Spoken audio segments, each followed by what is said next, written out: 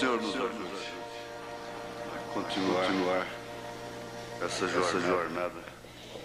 Eu estou insuportável, né? A pessoa fica afônica, com coriza, fica nojenta, enjoada, né? Então, mas acontece o seguinte, que, por outro lado, eu tenho feito uma maratona, né? Aquele domingo anterior, eu tive 10 horas de reunião,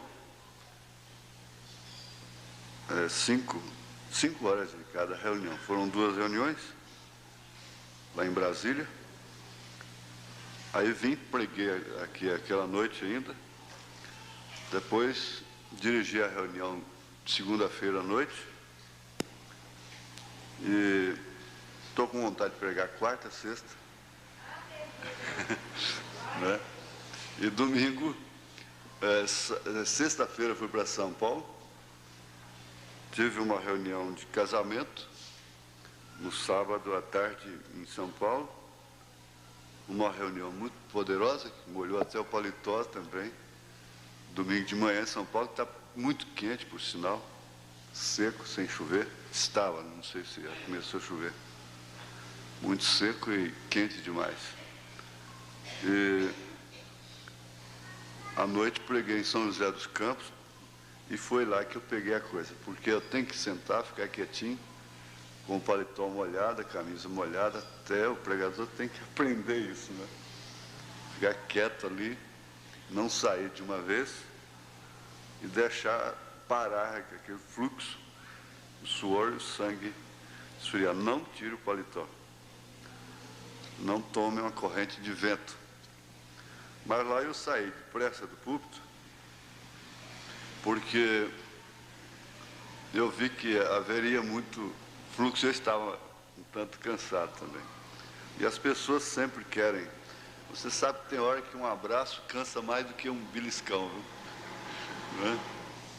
Tem hora que você chega a um estado que, para dar um abraço na pessoa, é pela fé.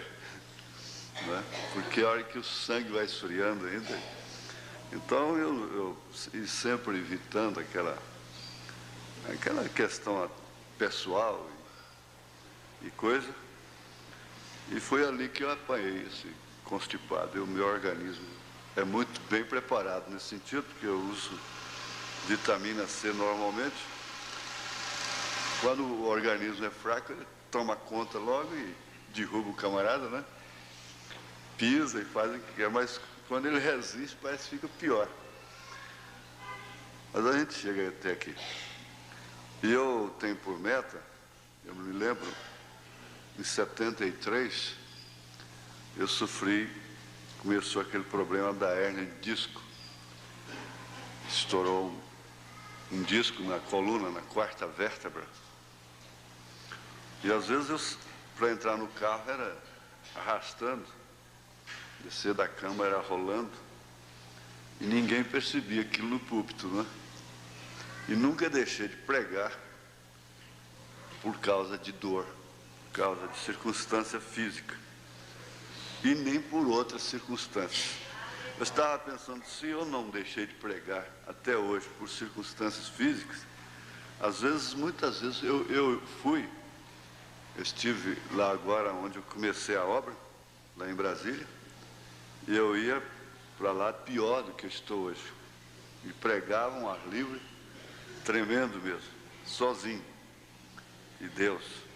E o povo ajuntava, e havia rendições, lágrimas, curas, e eu mesmo estava abatido, estava doente, estava fraco, malnutrido.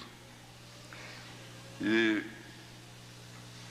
eu carrego essa graça comigo, graças a Deus, posso dar esse testemunho. Então, outras circunstâncias também nunca fizeram com que eu parasse, e eu creio que não vão fazer. Agora, é claro, até o dia que Deus quiser, né? O dia que eu falei sexta-feira que quando o irmão Brana ia voltando para pregar a trilha da serpente, talvez fosse desvendar mais o mistério de tudo, que é a mensagem que o diabo odiou terrivelmente, que o desmascara do pé à cabeça. Então ele matou o irmão Branham na estrada. Mas foi porque Deus permitiu. Quanto à escolinha, dispensa comentário, não é? A irmã Martins aí com a escolinha, o irmão Carlos, eles vão revezando. E eu estou meio assim implicado com os cânticos. Implicado não, interessado. Ouvir menos a voz do líder de cântico nas caixas, somente na hora de tirar o hino. E cada pessoa, cada irmã, essas moças dedicadas, moços, senhoras, terem interesse de cantar na igreja, como se você estivesse solando, como se fosse uma responsabilidade sua, e formando coro natural. Às vezes você tem uma voz, um contralto, que pode fazer um coral na igreja assim, de uma forma natural, não é? Então fica muito bonito. E a gente fica lá de fora, ouvindo o hino da igreja, sem o alto-falante, com o líder aqui de fora, a gente ouve o que a igreja está cantando, realmente, o que é a harmonia da igreja em si, porque o alto-falante abafa. Agora, é bom que o órgão, não é? O órgão fosse o líder, não é? Nessa hora também o órgão estivesse no perfeito ritmo, porque aí é onde eu torço a orelha, as orelhas das organistas, não é? Elas têm que tocar direitinho naquela hora, porque senão a igreja, não é? Porque o líder aqui, ele, em todos os casos, ele torce para cá, torce para lá e controla. Mas, então vai exigir mais e mais delas, elas têm que progredir, não é? Progredir nesse sentido. E elas não podem errar quando a igreja está cantando. Não podem errar. Essa é uma apresentação. Agora, treinamento é outra coisa. Mas na hora de culto não pode errar. Não há porquê, não é? E nós já discutimos isso particularmente, num bom entendimento. E quero que essa harmonia, porque está certo que o louvor, o cântico não é tudo da igreja, mas é uma grande parcela. O cântico traz bons espíritos, quer dizer, promove a atmosfera própria para a palavra depois ser pregada. O cântico tira doença. Se você canta, muitos males você espanta. Isso é um provérbio, um adágio popular, mas é verdade. Isso tem ciência bíblica. E Saul, quando estava passando mal, chamava Davi para tocar harpa para ele, não é? Aí ele melhorava, brandava. As músicas solenes, vocês larguem de ouvir essas rádios que estão só tocando rock o dia inteiro, rock evangélico, isso é pior do que tudo. Isso é pior do que tudo. Eu até digo, eu não falo por medo de alguém ir para lá, não é isso, não. Não é bem isso. Vocês entendem que nós não temos essa baixaria, não é? Não é medo da pessoa ouvir uma outra mensagem melhor e crer nela, né? Se você achar uma melhor, vá para ela, se é melhor, né? Se você acha que é um lugar melhor, então vá congregar lá. Eu quero é seu bem, desde que você esteja seguro. Mas eu digo, você ouve um programa e de repente passa a ouvir, em seguida você está passando uma borracha praticamente naquilo que você ouviu, né? Eu até estou brigando aí com a técnica de som lá, através dos nossos responsáveis, porque anteontem mesmo ele tornou emendar um programa com outro. E ele tem uma entrada muito bonita que fica parecendo que é o nosso programa, a continuação do nosso programa. Porque o nosso programa é muito bonito, né? O nosso programa Eles mesmos dizem lá, é classe A. Todos eles que ouvem a fita falam, seus programas são bem gravados, bem montados, mas também tem quem tem uma técnica de som como eu tenho, né? A irmã Vera. Se a Globo descobrir a Vera, aí nós estamos perdidos.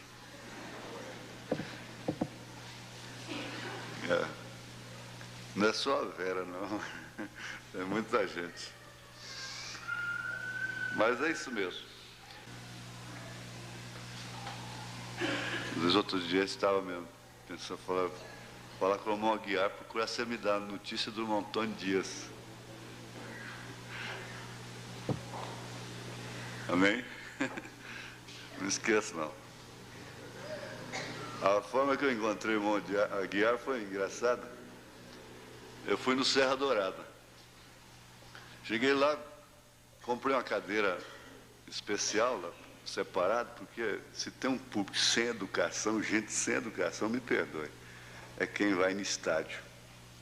Você nunca pode levar a família ali e ver um esporte de uma maneira quieta,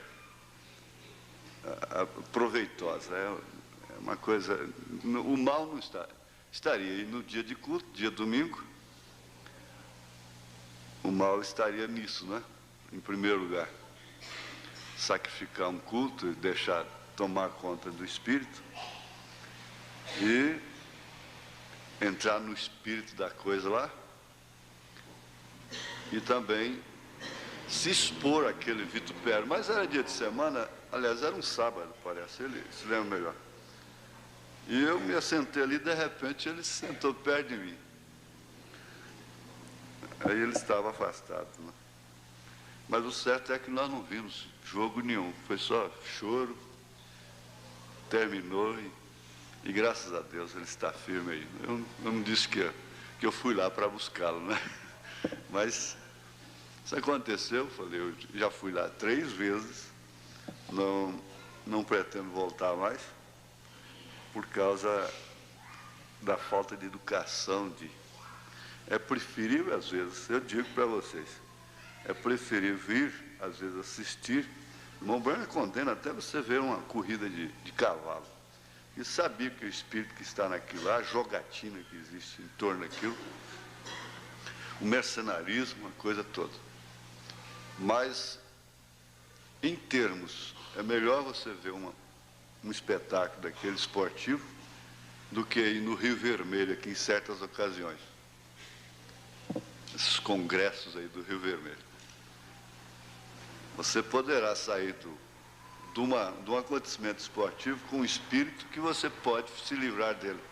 Mas pode sair de um lugar desses com um espírito que nunca vai se livrar dele mais. Não é? Agora, há certas coisas que um líder é levado a fazer que outros não podem fazer. Há muitas coisas que o irmão Berna fez que eu não posso fazer. Deixa eu fazer porque ele fez. Eu estou arruinado. E há muitas coisas que eu posso fazer que vocês não podem. Vocês entendem? Deus pode me mandar a determinado lugar, me jogar em determinadas circunstâncias por amor de vocês. As pessoas não entendem. E, ao passar do tempo, a única explicação que eu tenho é essa. É por amor. Quando eu estou fazendo essas viagens, estou indo a serviço. Eu não estou indo para fazer avivamento. Agora, quanto à mensagem, 3 classes de crentes, nós não podemos parar com ela. Nós temos que levá-la até o fim. Eu tenho uma dificuldade comigo, é repetir mensagem. Eu tentei repetir aquela mensagem, parte da mensagem de domingo atrasado à noite aqui, lá em São José, e saiu mal. Eu não fiquei satisfeito, não. Começa que eu desviei da rota para fazer evangelismo. E quando o pregador faz isso, depois ele vê o relógio trabalhando, aí tem que apressar, tem que encurtar, ou então cansar o povo, uma das duas, né? E a gente não pode fazer isso. Nós vamos ficar de pé. para um termo bíblico. 1 Coríntios, capítulo 2, verso 12.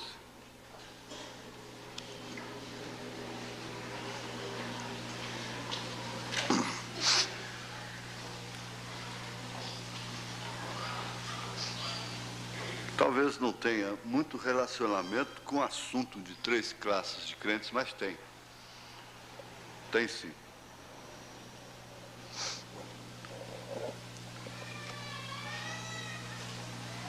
É, 1 Coríntios 2,12. Mas nós não recebemos o Espírito do mundo, mas o Espírito que provém de Deus, para que pudéssemos conhecer o que nos é dado gratuitamente por Deus.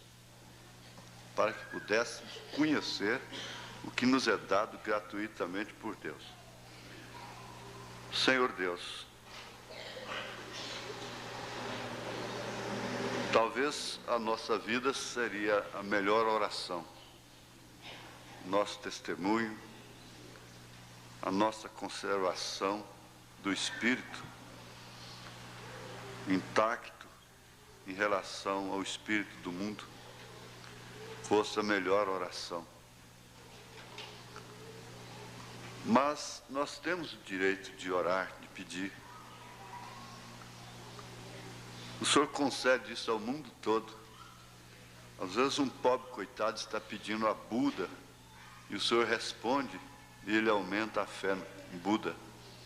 O outro faz um voto para o Divino Pai Eterno aqui de Trindade, o Senhor responde e ele vai lá pagar para o Divino. O outro faz para a Aparecida do Norte, o Senhor, na sua compaixão, cura, indiferente, salva daquele perigo, indiferentemente da sua ignorância, da sua idolatria, ele vai pagar lá para a Aparecida. E assim, no Espiritismo, em todo lugar, o diabo nunca curou. Quem cura é Deus, é o Senhor. Então o que importa é que nós sabemos que o Senhor ouve as orações, que o Senhor perdoa os pecados e que o Senhor se agrada muito mais de nós ficarmos de pé, insistindo na fé, pelo menos insistindo na fé, do que dobrarmos, prostrarmos, do que desanimarmos, do que abandonarmos. Ajuda-nos a prosseguirmos. Todos que vieram aqui nesta manhã, nós sabemos, cada um deles foi inspirado pelo Espírito Santo. O profeta disse que se não fosse a graça, nenhum de nós estaria aqui nesta hora.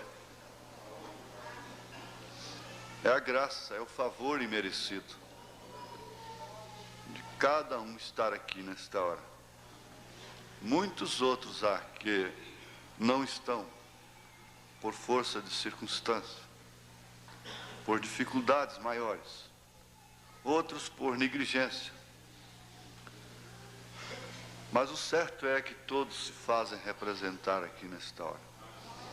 Nós pedimos a Ti, no nome de Jesus Cristo, ajuda-nos a ponderar cada palavra como um peso real na balança da nossa vida.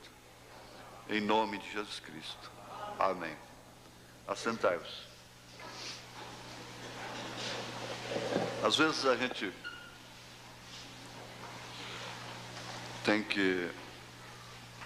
Eu gosto, às vezes, de vir com bastante fartura. Deixar aqui à vontade. Mas nós vamos voltar lá na primeira página das 3 classes de crentes, a mensagem que estamos estudando, no parágrafo 2, na oração do irmão Branham. Um certo trecho do parágrafo ele disse: e esta noite vimos novamente, Senhor, como um povo necessitado. Agora, isso aí é que faz parte da boa conscientização da igreja. Sempre somos necessitados nesta dimensão. Não haverá nenhum necessitado quando aquela plenitude descer, quando aquele grande batismo for infundido na noiva, cumprir-se-á então aquele propósito primitivo da igreja, de Deus para com a igreja primitiva. E não havia entre eles nenhum necessitado. Para mim, particularmente, isso não compreende somente a parte física, a dispensa, o sustento dos órfãos, das viúvas. Isso compreende também, sobretudo, a parte espiritual. Enquanto isso não acontece, nós temos de ser como um corpo. E a Bíblia toma o corpo humano como exemplo da igreja, como um tipo real da igreja. E há membros neste corpo que são mais desonrosos, aos quais nós damos mais honra.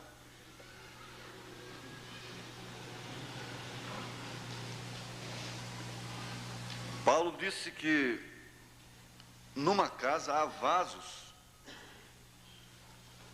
para honra e outros para desonra. Até onde vai a expressão desonra, o significado de desonra, no caso? Hoje, diria, não, o vaso mais desonroso que tem dentro de uma casa é a televisão, é o telefone, é o jornal. Está certo? Aquilo você pode chamar aquilo de uma caixa de capeta, uma caixa de Satanás, uma caixa de demônios. Qualquer hora que você liga, sai demônios. Não tem dúvida, você pode chamar esse aparelho de caixa de demônio dentro de sua casa. Você põe lá uma colmeia de Satanás. As abelhas de demônios estão ali, dentro daquela caixa. Eles criam abelhas dentro da caixa, não? Então, às vezes tem casa que tem 3 caixas daquela. Tem um apiário de abelhas que vieram do inferno. Abelhas, não sei se podemos chamar de abelhas africanas, né? O irmão Valdivino estivesse aqui, ele saberia explicar melhor, porque elas são assassinas, elas matam. Mas quando Paulo falou isso, eles não tinham essas caixas, esses vasos de demônios desonrosos dentro de casa. Ele estava relacionando a objetos, a vasos, coisas que estavam mais a serviço dos membros desonrosos do corpo. Isso explica tudo. Explica tudo, não é? Mas a casa não pode ficar sem eles. Ela estaria incompleta sem aqueles que Paulo se refere. O corpo não pode ficar sem esses membros. Não haveria nem procriação, não haveria nem filhos, nem família, se estipássemos estes membros dos quais Paulo se refere como desonrosos. Então, eu creio que não está bem aí a resposta das 3 classes de crentes. Eu não quero dizer que o membro mais fraco, vamos dizer na linguagem de Paulo, mais desonroso, pertença à classe manufaturada, ao incrédulo. Seja o Judas, E vale a pena reprisar que a classe de verdadeiro não é aquela que não erra. Nós podemos analisar desde o Velho Testamento até o Novo, até mesmo em relação a São Pedro. Você acha que o único erro de Pedro foi negar a Jesus? Foi o único pecado que ele cometeu na vida dele? Não, nós sabemos que não. Então, a classe verdadeira começa por aí. É aquela que permanece. Ela permanece. É uma característica. Indiferentemente das circunstâncias. E ela é uma classe necessitada. Ela compreende que ela é necessitada. É por isso que Pedro disse, para quem iremos nós? E a sequência da pergunta, da resposta à pergunta, afirma que ele era necessitado da palavra de Jesus. Só de ti procede palavra de vida eterna. Ele sabia que não era só de pão que ele tinha que viver. A conscientização vem aí. Ontem nós estávamos ouvindo à noite na Rádio Clube que o homem precisa de uma emergência. É difícil a pessoa com a mesa cheia, carro na garagem, prosperando, guarda-roupa cheio,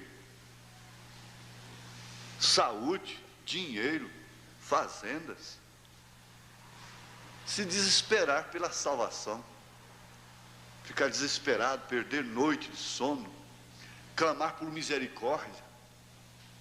Um homem sadio, chorando no altar, com tudo, sem dívida, sem doença em casa, sem um menino no hospital morrendo, sem um câncer, dobrado no altar, chorando. É custoso encontrar uma mulher assim.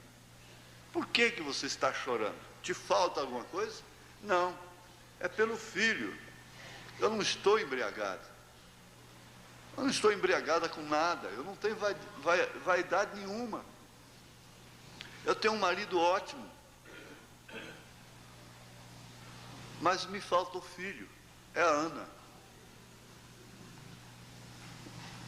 Você sabe que o verdadeiro desespero é aquele que quando a pessoa sente a necessidade de Deus,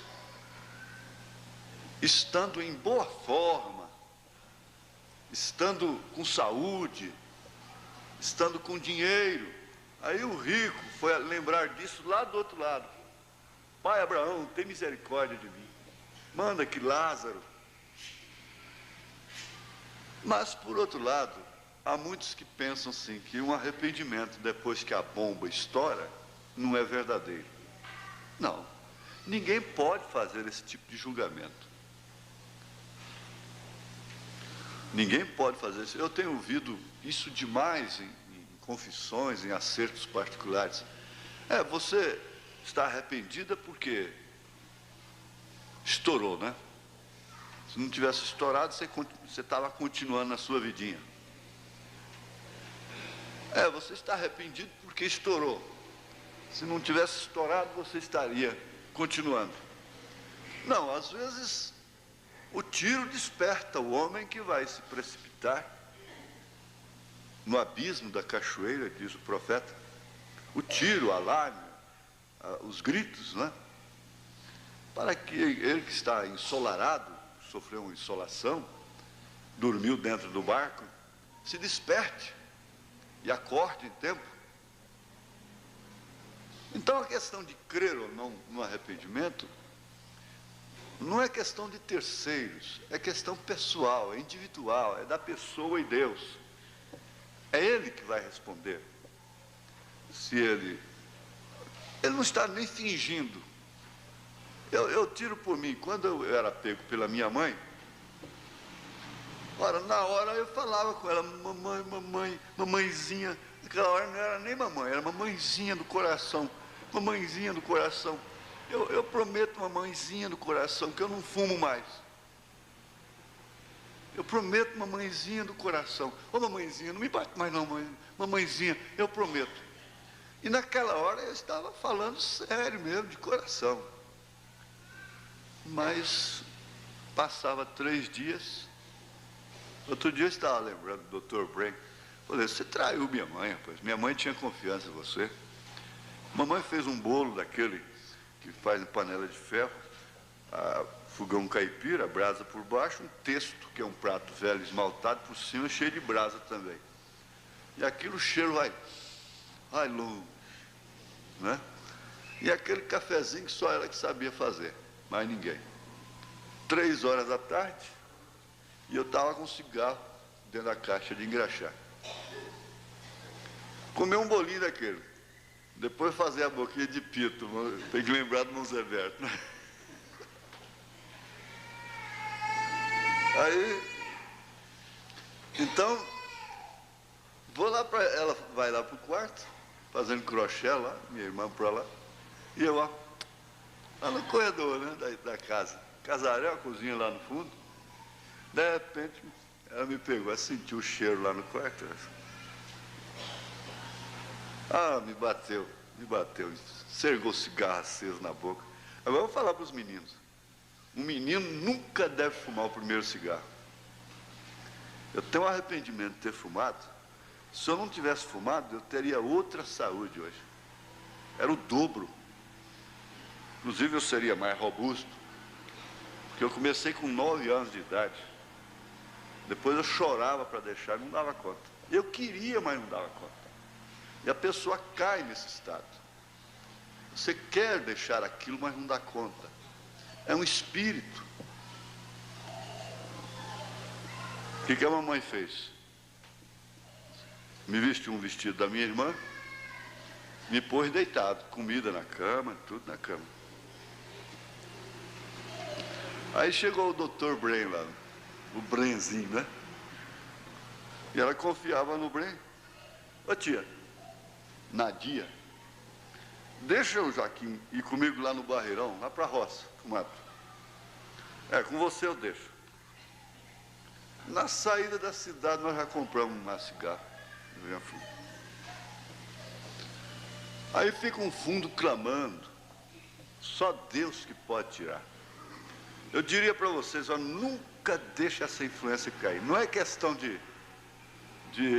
Se eu ver você fumando, eu apenas fico com dó de você. Eu fico com dó de ver uma pessoa acender um cigarro. Nesses filmes, eles deviam proibir a artista fumar, com aquele charme todo, o artista, não é? Eles deviam proibir, porque aquilo dá uma influência terrível. Eu assisti um filme, até o jeito de encostar no balcão do bar depois eu fazia. Um cigarro de um lado, não é? Aquela influência. Tirava o cabelo para frente, fazia um tupete aqui. Até o jeito de andar, eu queria andar depois assim. De vez em quando passava a mão na cintura, né? São espíritos. Há espíritos nas igrejas. O irmão Brand disse que tinha um pastor que ficava fazendo com a cabeça assim, ó. A igreja aprendeu, todo mundo ficava assim. Espíritos. É verdade. Você acha que não é verdade? É assim. Você apanha gestos, modos, maneiras, hábitos, com elas lá. Você sabe, termos. Agora eles inventaram outro termo, é tipo. Assim como tipo 3 horas da tarde, como tipo 2 horas, como tipo, tá assim com um vestido como tipo vermelho. Tipo, o que tem a ver tipo com... Por que é isso? A nível de Brasil, agora é a nível de Brasil, a nível de Brasil, a nível de Brasil, a nível de Brasil. E os seguidores do Lula é obviamente. Obviamente. E assim por diante. Mas a gente pega essas coisas.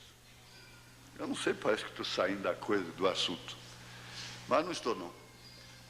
A escola, ela não pode ser presa mesmo a tema, não tem jeito, não é? Mas daí uns dias eu estava de novo naquilo.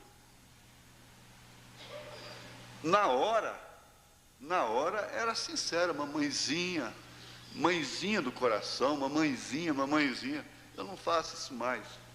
E estava falando com tudo que tinha mesmo, mas depois, daí 3 dias já não aguentava mais. E assim você amplia e pensa em outras coisas. Assim é o que bebe, a pessoa que bebe. Você acha que a pessoa que bebe gostaria de beber? Não. O irmão Branham disse que você não tem nada que está condenando aquela pessoa, que ela já tem o suficiente contra si, e não há nenhuma força social, não há nenhuma força familiar, não há nenhuma força religiosa que tira o vício de uma pessoa, que tira o espírito que uma pessoa apanha. Não. Ninguém tira. Sexta-feira, o irmão José Cândido, pregando aqui, ele me despertou para aquilo sobre comendo borracha, que o povo agora não está comendo não é pedal de bicicleta, não, comendo é pneu de trator, buscando enxofre na fonte errada. Mas na verdade é isso que acontece. Se às vezes uma mulher mais importante, que você acha que é mais importante, porque não tem ninguém mais importante na igreja, corta o cabelo, então fulana cortou o cabelo, a irmã fulana cortou o cabelo, eu também posso. Mas na verdade aquele demônio estava em você já. Aquilo estava em você. De todos os modos, aquilo já estava na pessoa. Às vezes,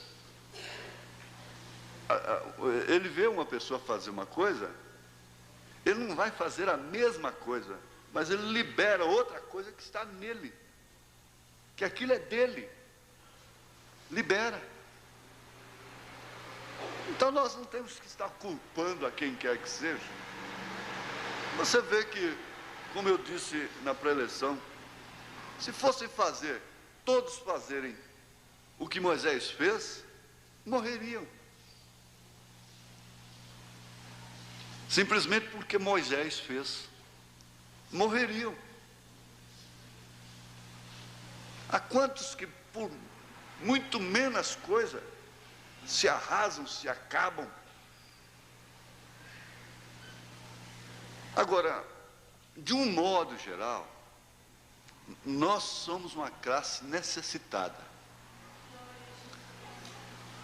Eu creio que está havendo uma mortificação muito grande, não só em relação a velhos como eu, mas há pessoas novas que não são preguiçosas.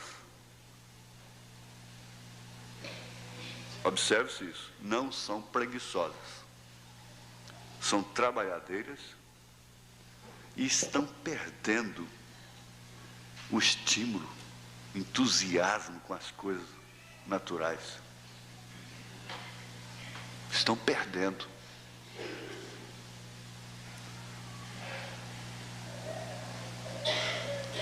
Mas por outro lado, há uma coisa que ela não pode chamar de emoção, não há uma emoção, não há uma sensação, mas de uma forma natural, ela gosta de ouvir a palavra, ela gosta de cantar. Se ela não pode ler diariamente, constantemente, orar constantemente, como gostaria de fazer, mas pelo menos assiduidade, cantar e gravar aquilo no coração e guardar no coração, porque houve um período que Maria só tinha que guardar, ela não podia fazer outra coisa. E eu tenho dito isso, e há pastores que ouviram, estão concordando, que eu não tenho que pedir para Deus fazer uma coisa que Ele programou desde antes da fundação do mundo. Eu não tenho que estar pedindo para Deus fazer uma coisa que Ele programou para fazer, para realizar, por decreto dEle, desde antes da fundação do mundo. Como se Ele fosse fazer aquilo porque eu pedi. Daí é que vai chegar o momento de nós não orarmos mais para determinadas situações. Chegar o momento do Josué parar o sol sem orar, pela ordem, pela palavra falada. Mas o que acontece? Os pais estão orando mais para os filhos, aos filhos. É dia e noite pedindo: meu filho, faça isso, minha filha, faça aquilo, meu filho, não faça isso, minha filha, não faça isso. É oração dia e noite,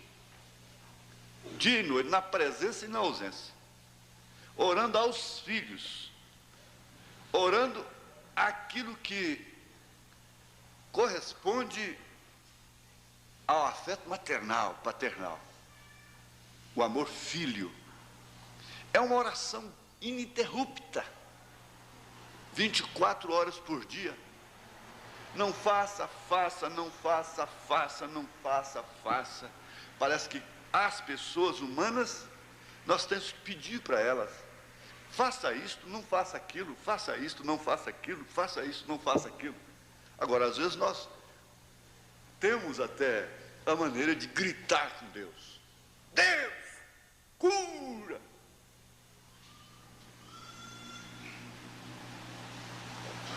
Deus, faça isto, Deus, faça aquilo.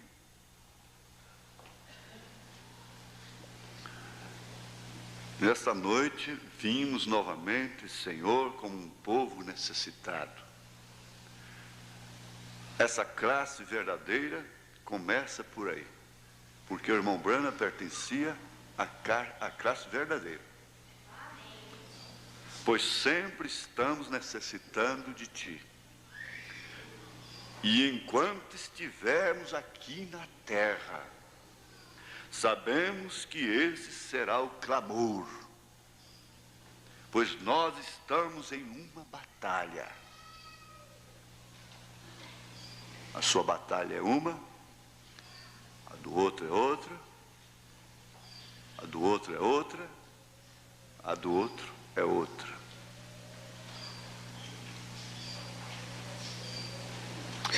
O que faria você, nós, tão radicais e tão machistas mesmo, másculos, o que faria com você ver uma pobre alma chegar diante de você, aquela pessoa cabisbaixa, humilde,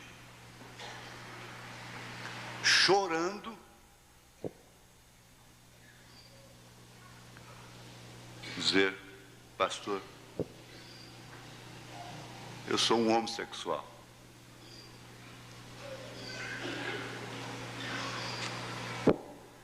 Às vezes eu namoro para disfarçar. Minha família quer que eu me case com aquela determinada moça. Às vezes é um batista, um presbiteriano, não tem coragem de falar com o seu pastor. Então procura outro. Procura um que ele ouve no rádio. Procura um pela lista telefônica. E diz: minha família é da alta sociedade. Eu não concordo com isso. Isso não está dentro do meu querer, da minha vontade. Às vezes, eu penso em me jogar debaixo de um caminhão.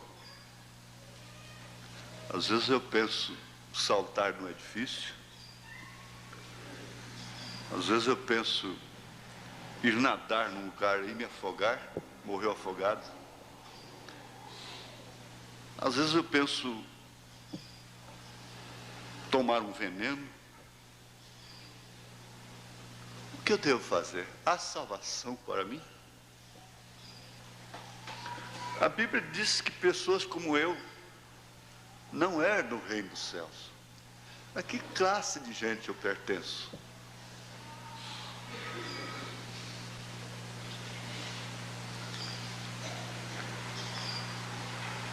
Aí você tem que ficar tremendo por dentro. Desaparece todo o machismo, toda a masculinidade, toda a arrogância. Desaparece tudo isso. E a pergunta é essa: a que classe de pessoa eu pertenço?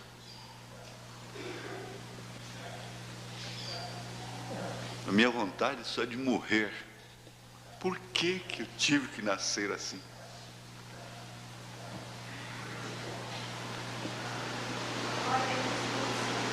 O profeta diz: vocês não sabem o que acontece de trás da cortina. Vocês conhecem apenas, cada pessoa tem 30 quilômetros na sua história. Você fica conhecendo 1 quilômetro, é o suficiente para você envenenar a língua todinha. Se você conhecesse os 30 quilômetros dela,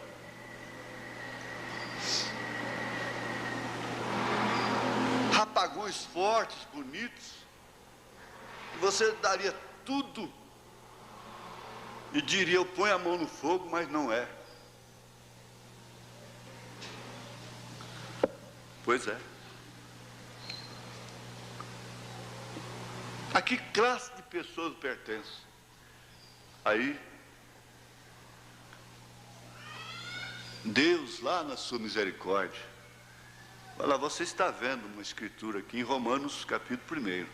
Você está certo em concordar com a Bíblia, embora ela te arrase, te jogue lá no chão. Essa é a nossa meta. Por isso que o Espírito Santo ainda está aqui. Não importa se me afeta, se me ofende, se me desmascara, se a quem quer que seja. Não importa. Eles têm toda a liberdade de pregar aqui. Todos eles. O que o Espírito Santo mostrar, o que ele quiser usar, porque o Espírito Santo só fica onde ele tem liberdade, onde há liberdade para ele falar, para ele ensinar, para ele consolar, para ele exaltar, para ele advogar. Aí você tem uma escritura também, porque nessa hora você se torna advogado. Lá em 1 Coríntios, vamos para lá.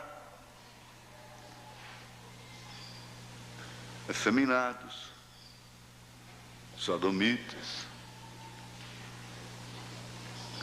E é o que alguns de vós têm sido, mas haveis sido lavados, purificados. Agora, quanto a tirar esse espinho, que se é de ordem genética, ou o que é, nós temos que encontrar um ponto comum. A igreja tem que encontrar um ponto comum, de respeitar o espinho na carne do outro.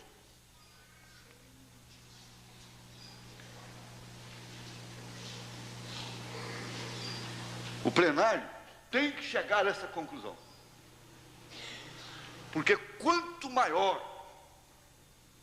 quanto mais projeção, quanto mais vulto tem a sua fé, a sua, vamos dizer, mais importância tem a sua pessoa, maior será o espinho. Aí por que Paulo diz: foi-me dado um espinho na carne, dado por Satanás, para que eu não me gloriasse nas grandes revelações, no grande ministério que Deus me deu. Porque infelizmente precisa disso para sujeitar essa carne humana. Filho, você saberá que classe você pertence. Lágrimas estão correndo. Cabisbaixo, não dá conta de olhar para a gente.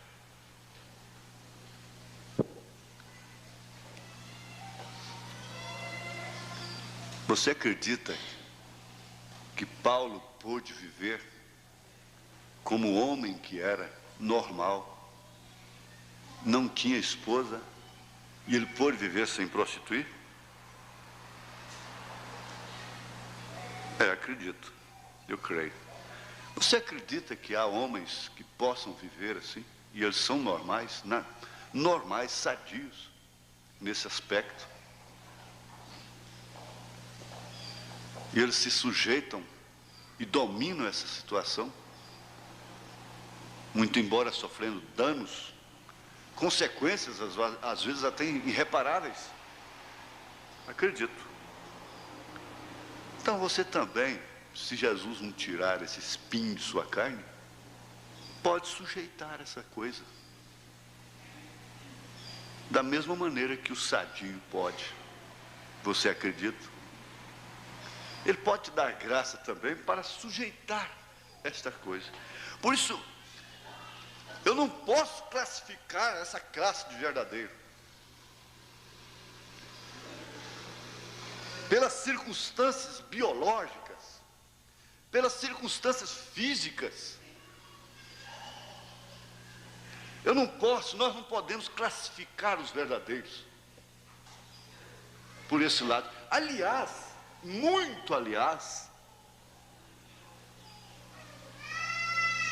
quase que pode se classificar a outra. Porque você já pensou num Caifás, Anás? O homem que tinha essa circunstância, ele nunca seria um sacerdote. Ele morreria apedrejado.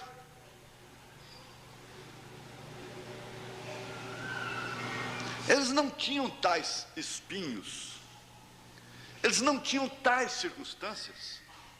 E parece que eles que eram próprios, que são próprios, não eram, porque essa classe existe até hoje no mundo. Parece que são eles os adequados, os próprios para pertencerem à classe de verdadeiros.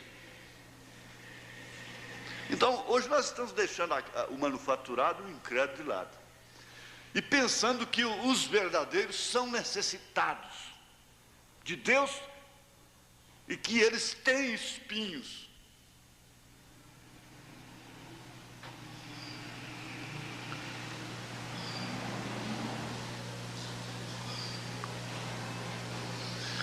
Enquanto estivermos aqui na terra, sabemos que esse será o clamor, pois nós estamos em uma batalha. É aí que você tem que entender. É onde eu digo sempre, não saia, não vire as costas. Eu já ouvi um moço falar, para mim particularmente, falar aqui publicamente. Meu pai disse para mim, não saia, aconteça o que acontecer, não saia.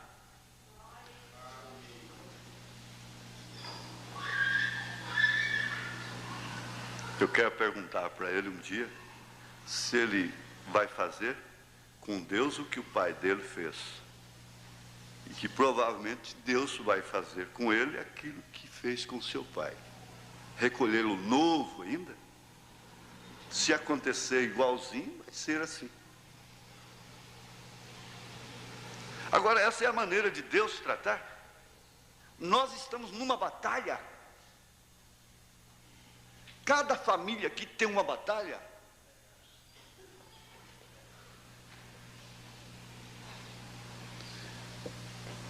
É fácil conhecer assim as falhas das pessoas, as falhas externas. É fácil conhecer. Mas conhecer suas necessidades, conhecer o que elas enfrentam para permanecerem nesta batalha. Porque o importante de tudo é permanecer na batalha. Porque quem ficar com Jesus, quem ficar com o profeta, não está num caminho espaçoso. Quando nós terminarmos esse período de luta conosco mesmo, entre nós, virá uma pressão tão grande de fora que até fechará essas portas. Até tempo para todas as coisas. E em cada tempo, Deus permite que cada um manifeste a sua chamada, a sua semente, a sua natureza. Houve tempo que era de dançar, pular, bater tamboril com Miriam, olhar para o mar e ver só egípcios boiando.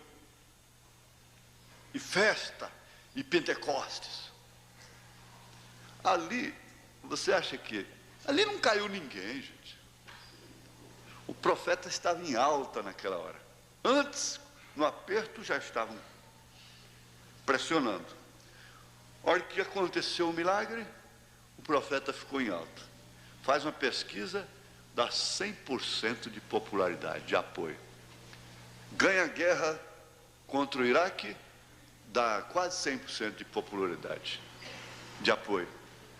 Daí um pouco a recessão vem, a pesquisa faz isso. É assim, é o povo. Mas não é assim o cristão. Não é assim a cristã. Você quer estar comigo só no apogeu? Você não quer velar comigo no Getsêmani?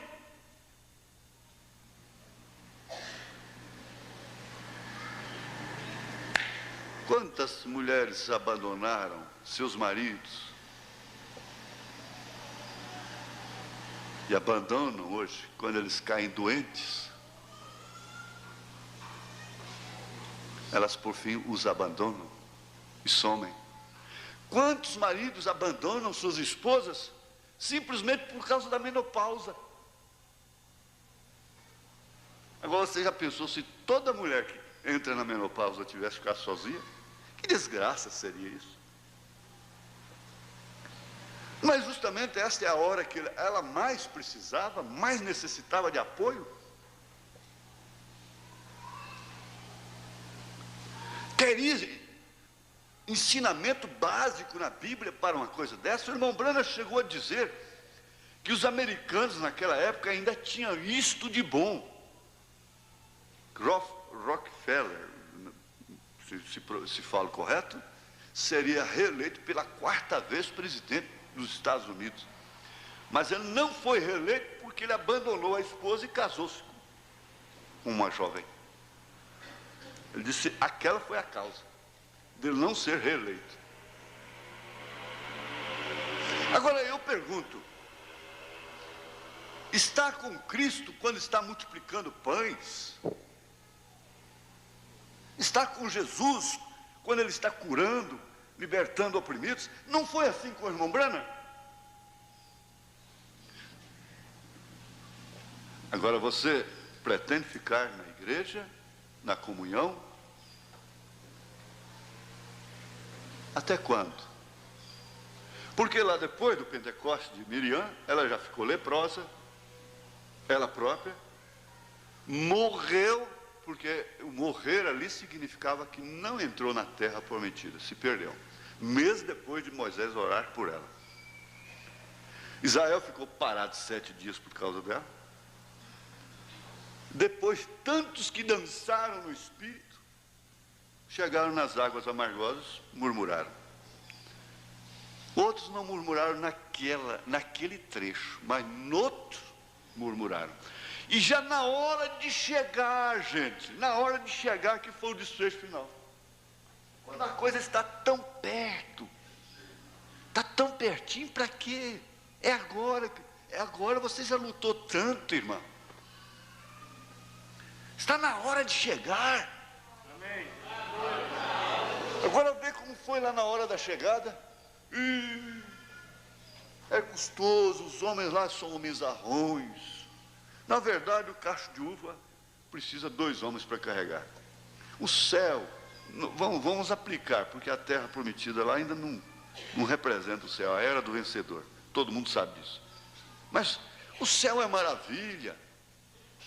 Esse poder que vai vir é uma maravilha. Ah, mas há tantos inimigos. Há o hipócrita dentro da igreja. eu ainda faço isso, eu ainda faço aquilo. O irmão tem... Irmão, agora,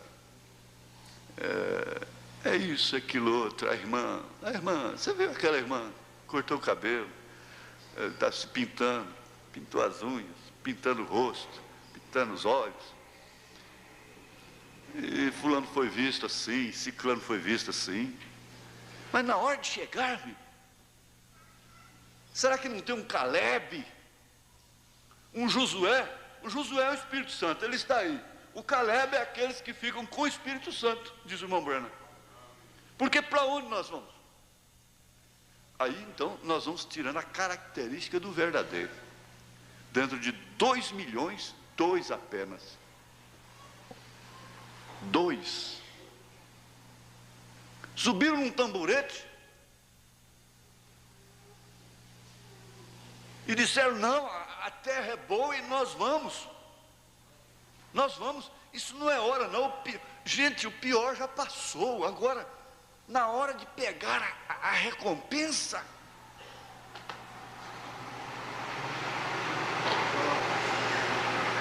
então nós estamos traçando um perfil do verdadeiro. Aí vem o perfil verdadeiro do crente verdadeiro, daquele que pertence à verdadeira classe. Nós estamos numa batalha. Não vai pensar que a batalha é contra formiguinha doceira. Formiguinha doceira, você vai lá, põe neocídio lá e bate um veneno e pisa nela e cega para lá, joga água quente, tudo bem. A batalha não é contra pulgas, porque já juntaram por falta de aceia, essa cachorrada de maloca dentro de casa, aquela coiseira, e gato, né, e falta de aceio debaixo da cama, e essa coiseira, tudo. Tem pulga, tem pulga. De onde é que vieram as pulgas? Nós estamos no Egito? Não, isso dá um jeito, é só ela tomar uma lição de aceio, tudo bem, dá um jeitinho. A batalha não é contra pulgas, percevejos, lêndias, piolhos, porque isso tem solução, é só aceio. Isso é de ordem praticamente natural, questão de bom senso apenas. Não havemos de lutar contra a carne, contra o sangue, mas sim contra as potestades. Você tem que saber disso, que nós estamos numa batalha, e essa batalha é que faz a seleção. Essa é a batalha da seleção.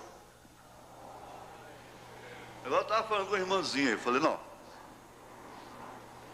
tem uma coisa, esse irmão veio aí, e eles estão dizendo que ele gostou de você.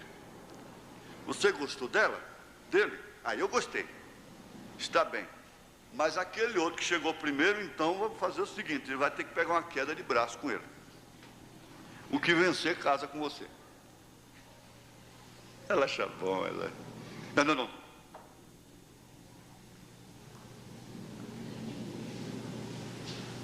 O que vencer é o que pegar a queda de braço. O que vencer... O irmão Branham não fala nessa competição lá dos índios?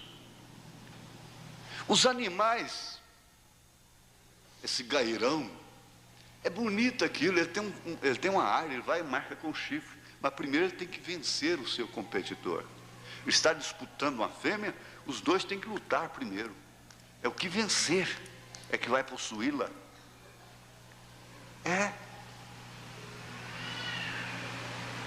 E daí então ele vence, ele vai e marca com o chifre sua área. Cerca lá, vocês que são bateiros conhecem isso, sabem disso. Mas tem que vencer. Aquele índio, para ficar no lugar do cacique, ele passa por provas terríveis. Para casar com a filha do cacique, antes ele teve que lutar com o seu competidor, o outro que amava ela também, queria a posição, porque ele seria o futuro cacique.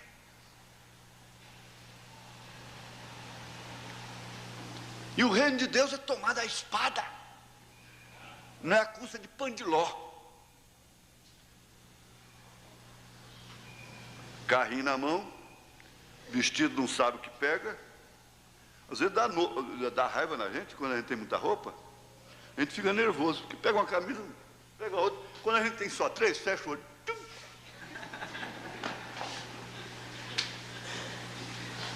Não é verdade? Bate quara, sacode e veste. Bate quara, sacode e veste.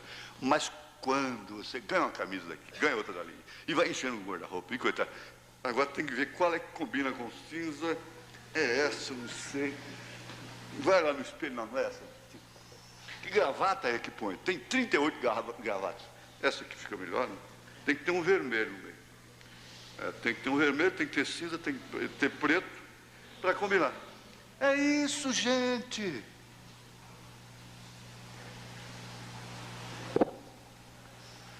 A viúva não tinha muita opção de alimentação, ela só tinha que comer uma coisa: azeite e farinha. Ela só tinha dois tipos de alimento, que caracteristicamente formava Cristo, o Espírito Santo. Ela não tinha variedade. Hoje eu não sei o que eu como. Problema de infarto, problema de veia entupida, ficando barrigudo, papada, de tanto comer, de tanto beber. Eu tenho um livro de um cientista chinês, ele disse: quem come menos vive mais, quem come muito vive pouco. Quem come demais vive pouco. Por isso é interessante, pastor Juvenal, é que a mensagem do irmão Branham não tem outra coisa senão isso: farinha e azeite. Agora ele chega lá e fala, o evangelista chegou na casa da irmã, e a irmã, eu lembro, minha mãe ficava desesperada, porque para ela, o reverendo Tipo, a missionária Amélia, dona Amélia, uma inglesa de cor, ela era pretinha, cabecinha redondinha, só aquela molinha de pinga mesmo, né? Que a coisinha, mas o espírito bom. Inclusive eu gostava mais da pregação dela, porque o dia que ela pregava eu não apanhava, não levava beliscão, porque eu não dormia. O dia que o reverendo Tipo pregava, eu dormia. Mas minha mãe não sabia o que fazia. Reservava os melhores frangos. Era uma guerobazinha, uma coisa, frango com gueroba, que era a comida típica brasileira, caseira. O senhor sabe como é que era, irmão, isso sabe como é que é. Chegava o homem de Deus, era aquela... Chegou uma... Né? Agora o evangelista chega lá e a irmã, e para cima e para baixo, ele foi consolar a irmã. Falou, não, irmã, eu sou humilde, eu sou simples, para mim tendo um franguinho com polenta, tá bom demais. A irmã está caçando no fundo da lata lá um pouquinho de arroz, uns caroços de feijão, ele fala em frango com polenta. Agora aquela viúva chega e diz, olha, a única coisa que eu tenho aqui é farinha e azeite, mas assim mesmo é o último bocado que eu estou fazendo aqui, um bolinho para eu e meu filho comermos e depois morremos. Mas era tudo, ela estava na batalha da vida e da morte. Quando acabar tudo, aí você vai ver como vai ser diferente. Aí nós vamos ver como vai ser diferente. Aqui tem, não dá tempo. Ele diz, quando você estiver lá no hospital, não podendo se levantar para tomar um gole d'água, a mulher tem que levantar a cabeça e pôr na sua boca, fazer mamadeira para pôr na boca de um velho. Aí acaba a arrogância, acaba a estupidez. Jesus disse a Pedro, quando você era mais novo, você sai, bate a porta, faz tudo o que você quiser. Mas quando você ficar velho, você não vai aonde você quiser, não. Eles vão ter que te levar. Vão ter que te levar, te cingir, botar roupa no você, dar banho em você. Ah, quantos irmãos aqui não têm essa experiência?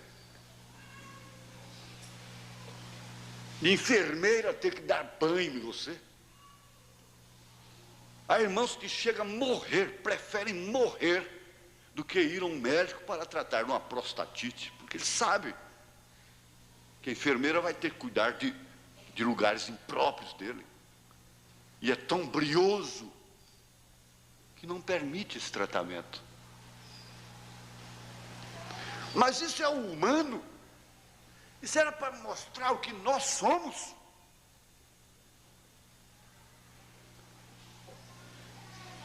E caracterizar perfeitamente a classe dos verdadeiros.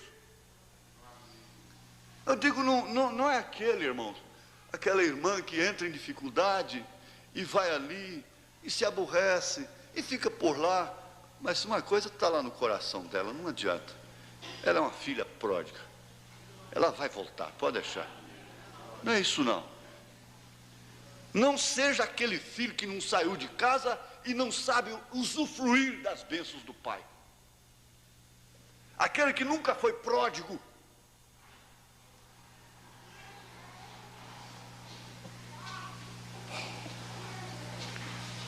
Quando você vê o homem arrogante, a mulher arrogante, você sabe analisar. Vocês, mocinhas, essa beldade, essa candura, essa, não é, fragrância, essa beleza. Irmão Brand, se você vê essa mocinha de 15 anos com os lábios vermelhinhos, disse, quantas delas, daí 72 horas, bicho está comendo aquilo? Quantas? Milhares no mundo. Daí 72 horas, bicho está comendo aqueles seios, aquelas pernas, aquela pele toda hidratada, queimadinha do sol. Aqueles lábios tão excitantes, não é? Sendo comidos por bicho. Dentro de 72 horas. Nós estamos na batalha da realidade. Nós estamos na batalha dos fatos. Homem é o que eu sou. Homem é o que você é, no sentido generalizado, não se fala homem e mulher. Aí está certo. Homem é o que você é. Isso quer dizer, humano é o que você é. Você tem fezes dentro de você. Você tem pus. Você tem infecção. Você tem dias de hálito que ninguém suporta.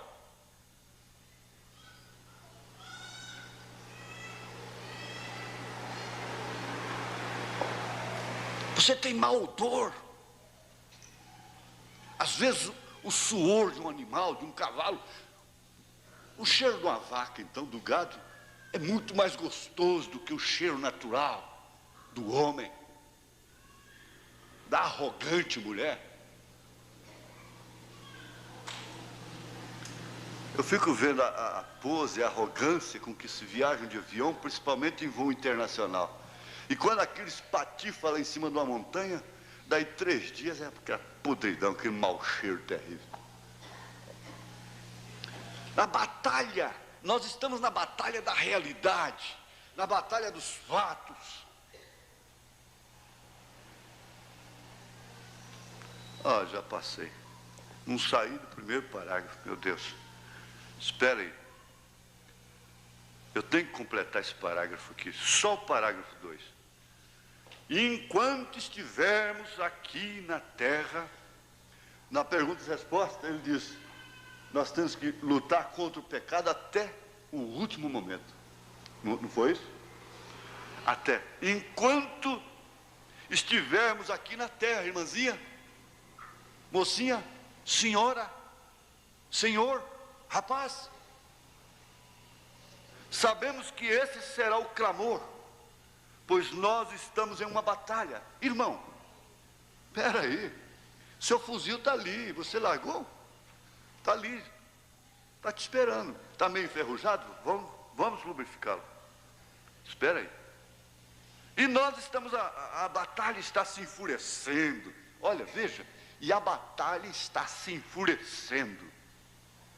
Você sabe que na medida que Deus for usar o ministério que Ele vai usar, você vai ver que o diabo vai fazer. Por enquanto ele está quietinho, porque a luta é conosco mesmo. A luta é interna. Mas você verá como haverá uma união perfeita. E nós, veja, a batalha está se enfurecendo, e tu prometeste e disseste como o inimigo seria como um leão que brame. Ele está solto entre as pessoas. O diabo está solto entre as pessoas. O diabo está no lar. O diabo está debaixo da cama. O diabo está em cima da cama. O diabo está dentro do guarda-roupa. O diabo está dentro da panela, matando. Eu tenho uma mensagem aqui que ele fala sobre alimento. Uma das causas do homossexualismo, muito grande, alimentação híbrida.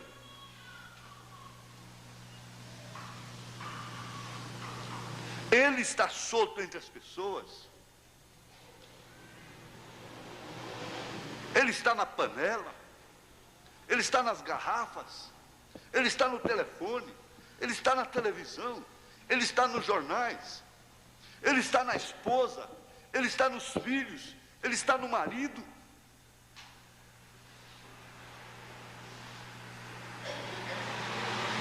Ele está em lugares celestiais. Ele está na reunião dos santos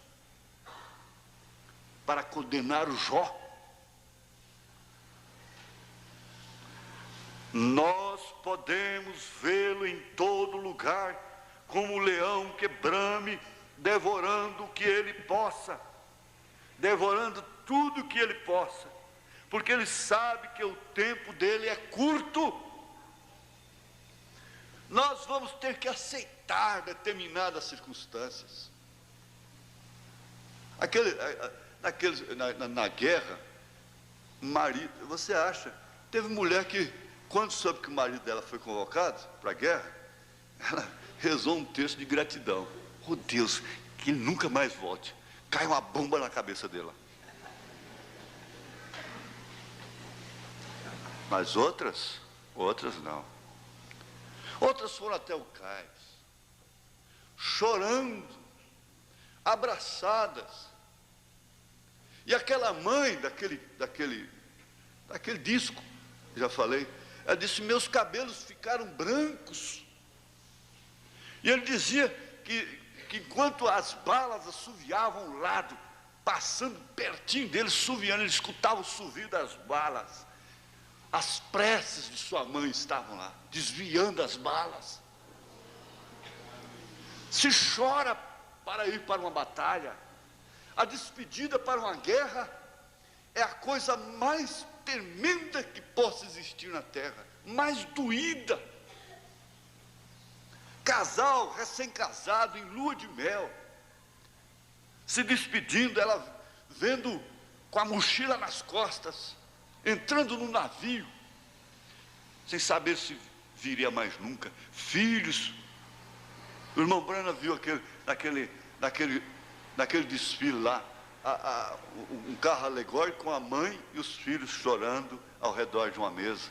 A falta do pai que morreu na guerra. E nós estamos nessa batalha. Você não sabe a hora que ele sai para o trabalho se você vai vê-lo mais nunca.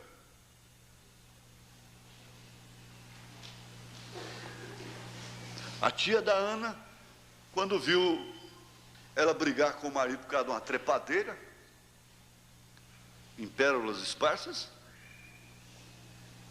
e saiu sem ir no portãozinho, sem dar aquele beijinho, porque o dia é beijinho, beijinho, beijinho, beijinho, beijinho, beijinho para lá, beijinho para cá, beijinho para lá, beijinho para cá, daí a pouco, língua.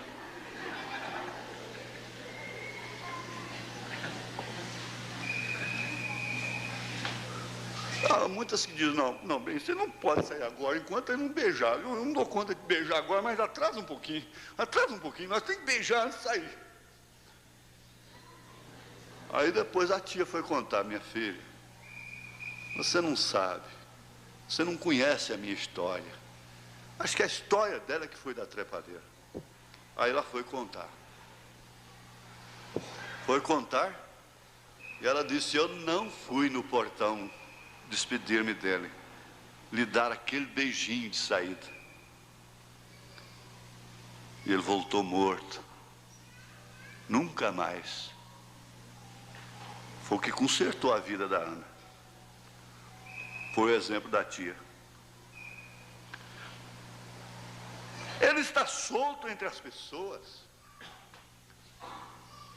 Ele não está só dentro das garrafas de cachaça. Ele está também dentro da garrafa do vinho. Porque o mesmo Espírito Santo diz, enchei-vos do Espírito Santo, e não vos embriagueis com vinho em que há contenda. Ele não disse, não vos embriagueis com 29, com 51. Em São Paulo eu falei sobre a boa ideia. Falei, a boa ideia é o Salmo 51, não é a cachaça 51. A boa ideia é o Salmo 51, não é cachaça 51. Essa é que é a boa ideia. Não vos embriagueis com vinho em que há contenda. Não vos embriagueis, não é com o vinho propriamente, a química da uva. Não vos embriagueis com suas paixões bobas, com bobageira. Não transtorne um almoço, não crie uma atmosfera pesada, que promove até um infarto. Eu sei de irmão, que quando estava em luta, e esposa ao lado de irmão, e aquela luta por causa de negócio, o esposo, bem, meu Deus, agora é bem, né? Devia ficar de longe. Aí cai duro, morto. Ele está solto entre as pessoas, e nós podemos vê-lo em todo lugar, como um leão que brame, devorando o que ele possa, porque ele sabe que o tempo dele é curto. É curto, diabo. Você está quase na hora. Você já está amarrado pelo rabo. O seu curso já não é muito. Porém, nós temos, aliás, eu até botei que ele será amarrado só no milênio, não dá tempo mais. Porém, nós temos um pai. Nós temos um pai. Quem nunca teve pai aqui, quem nunca conheceu pai, se junte isso no paladar. Eu disse, um dos dias mais marcantes para mim foi anteontem, foi dia 31, foi aniversário de minha mãe. Para mim, ela completou 79 anos aqui, né, na Terra. 79 anos. Pai. Eu cheguei a dizer, mãe, mamãe, e coincidiu que eu preguei sobre o filho sangrando o coração da mãe. Eu continuo sangrando. Ela disse, você continua sangrando o meu coração, do mesmo jeito. Do mesmo jeito. Disse, mãe, tem misericórdia de mim, me ajuda. Não vai confundir isso com oração aos santos, né? Você sabe, é na memória, né? No respeito, né? Porém, nós temos um pai que cuida, um pai que cuida, que ele deixa você apanhar, ele deixa você até se machucar, porque caso contrário você seria uma coisinha de cachim na testa depois, não é? Ele cuida de seus pequeninos, e para ti nós fugimos com nossos pedidos esta noite, Senhor. Oramos que tu os concedas, em nome de Jesus Cristo. Amém. Pastor Elias, termina. Então, hoje à tarde teremos a ceia, né?